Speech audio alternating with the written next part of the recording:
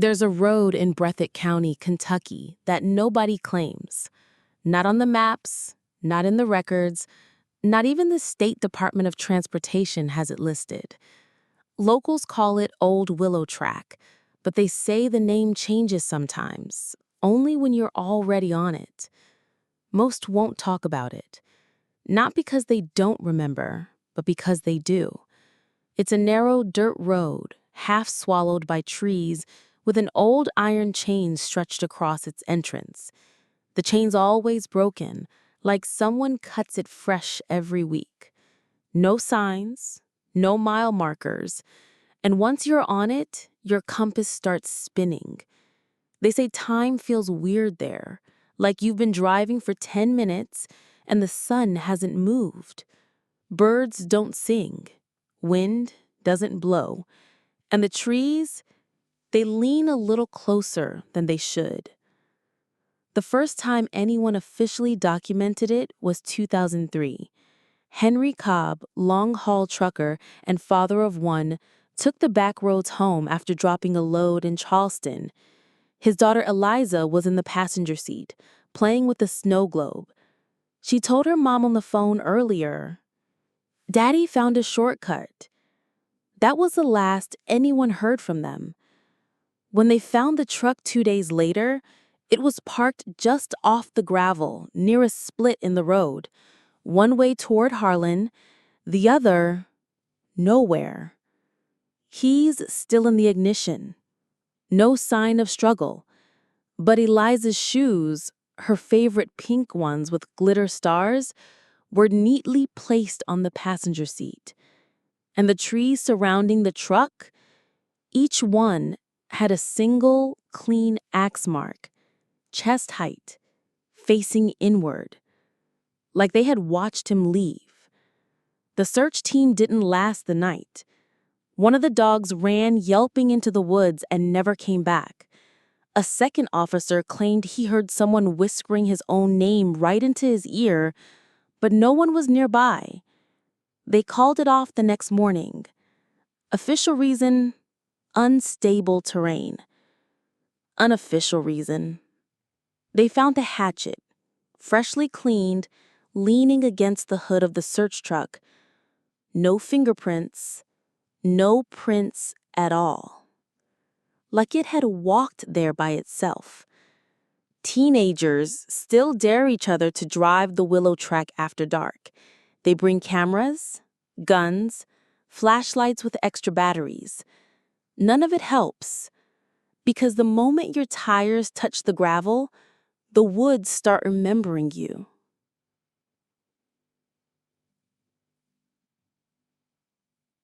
There's graffiti on a rock near the entry. Nobody knows who wrote it. It says, "Don't swing if you can't finish." And just below that, etched deeper, "He doesn't forgive half measures." Daniel Rourke wasn't from Kentucky.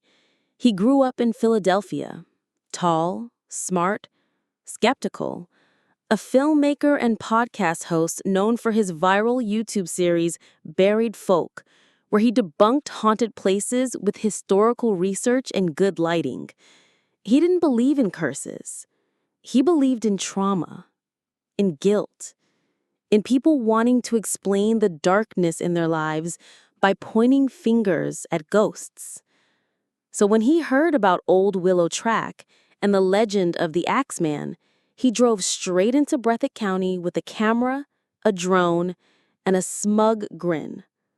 He booked a room at a local inn in Pine Hollow, told the woman behind the desk that he was doing a story on forgotten folklore. She looked up slowly, her voice flat. "If you're looking for stories, don't go down that road. You might find more than one." He laughed. "I hope so." She wasn't joking, honey. The next morning, Daniel left, early. He brought a high-resolution 4K camera, field mics for ambient sound, extra batteries, a drone, and a bag of trail mix. He texted his producer at 10:23 a.m. In the woods, beautiful here, so damn quiet. That was the last anyone got from him. The footage from Daniel's drone was recovered a week later. Memory card found in the woods by a pair of hunters. The drone's final flight starts normally. Gentle hum of propellers, wide aerial shot of endless trees. But then it dips suddenly, as if something pulled it downward. The last 15 seconds of footage show a strange clearing. Dead center, a tree, larger than the others, covered in carvings, hundreds of names, some fresh, some ancient. And beneath it, something glinting in the sun, a hatchet embedded in the dirt like it had been buried and spit back out. Then static. They found Daniel's camp 2 days later.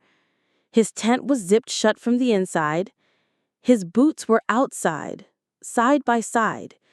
His field mic still recording. Rangers played back the last 30 seconds of audio. At first, just crickets, a breeze. Then a voice. Not Daniel's, not human. Slow, guttural, like the speaker had too much mouth and not enough throat.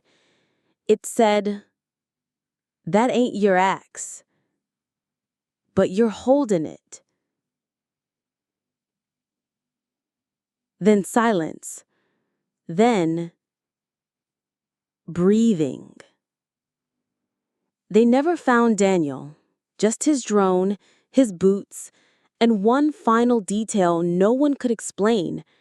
His camera, expensive, weatherproof, mounted to a tripod, had been split in two, cleanly, as if by a single, powerful blow.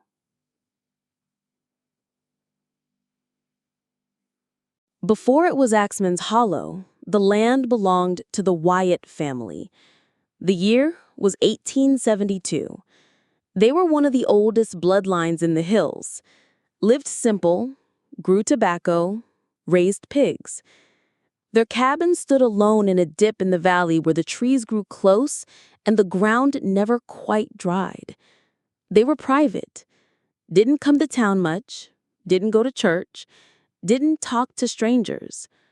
But folks didn't fear them until they did. It started one autumn after the youngest Wyatt boy turned 12. People started hearing strange sounds coming from the hollow after sunset, rhythmic chopping, but no trees ever fell. Then animals started vanishing. At first, strays, then livestock, then the Thompson boy, age 11, who had gone squirrel hunting near the Wyatt land. They only found his boot. Inside it, a tooth. Not his. A group of men from town rode up to the cabin late one night. They weren't there to talk. What they found made them run. The Wyatt cabin was empty. Every door flung open, windows shattered from the inside. Blood on the walls, but no bodies. Only one thing still burned in the hearth. An axe, jammed blade down into the coals. Still glowing, still dripping. Next to it was a note carved into the mantel. "I only swing when told. Don't tell me again." The town buried what happened, publicly at least. No formal charges, no written record. But every family in the county remembered what they saw that night. And something else, too.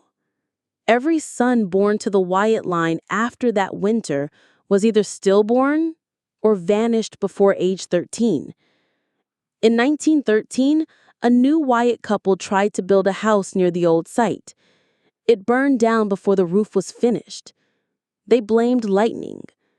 In 1946, a man named Ezra Wyatt was institutionalized after carving 37 names into his own chest.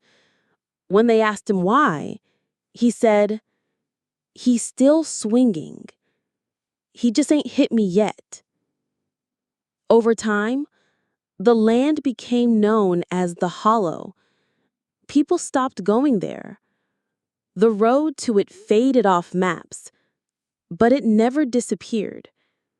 It just waited.